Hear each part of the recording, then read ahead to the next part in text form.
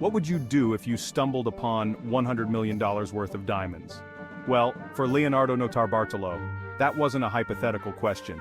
It was the culmination of years of meticulous planning and audacious execution.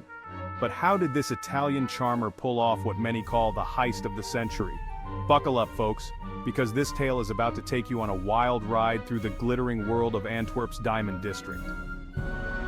It's the morning of February 16, 2003. The Diamond Squad arrives at the vault of the Antwerp World Diamond Center. But something's not right. The 3-ton steel door is wide open, and inside, it looks like a toddler's been let loose in Aladdin's cave. Let's rewind a bit and set the stage. Antwerp, Belgium. A city known for its rich history, delicious waffles, and diamonds. Lots and lots of diamonds. In fact, 84% of the world's rough diamonds pass through a tiny area known as the Diamond District. We're talking about $16 billion worth of cut gems traded annually in a space smaller than your average shopping mall. Talk about a target-rich environment, right? Enter Leonardo Notarbartolo, our charismatic mastermind. Born in Turin, Italy in 1952, Leo, can I call him Leo, wasn't your typical criminal. He was more George Clooney in Ocean's 11 than Joe Pesci in Goodfellas. But make no mistake, this smooth operator had been honing his craft since he was just a wee lad of 6 when he lifted 5,000 lira from a sleeping milkman.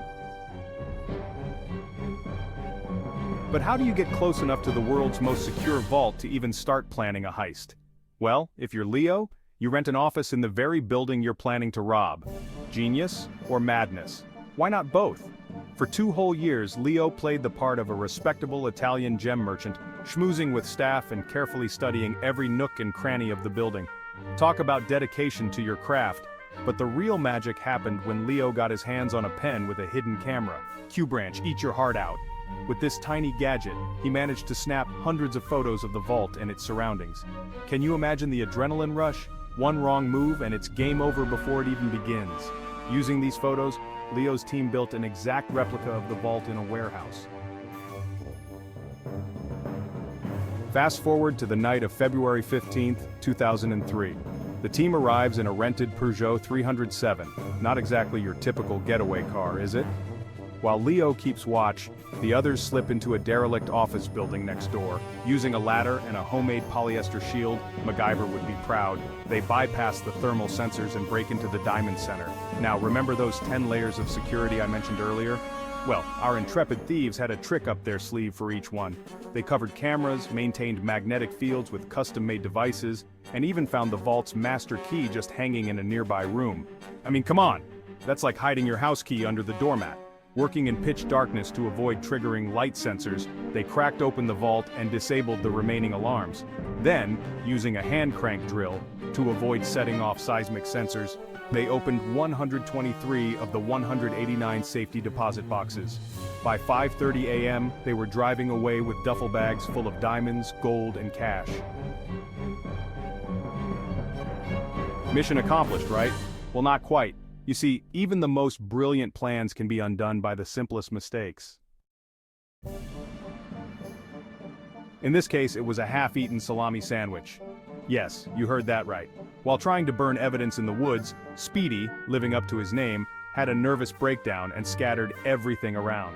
This included a sandwich and its receipt, which later provided crucial DNA evidence. The next morning, a local hunter stumbled upon this treasure trove of clues, and before you could say diamonds are forever, the police were hot on their trail. One by one, the team members were identified and arrested. Leo himself was nabbed when he brazenly returned to the Diamond Center to collect his mail. Talk about hiding in plain sight. In the end, Leo was sentenced to 10 years in prison.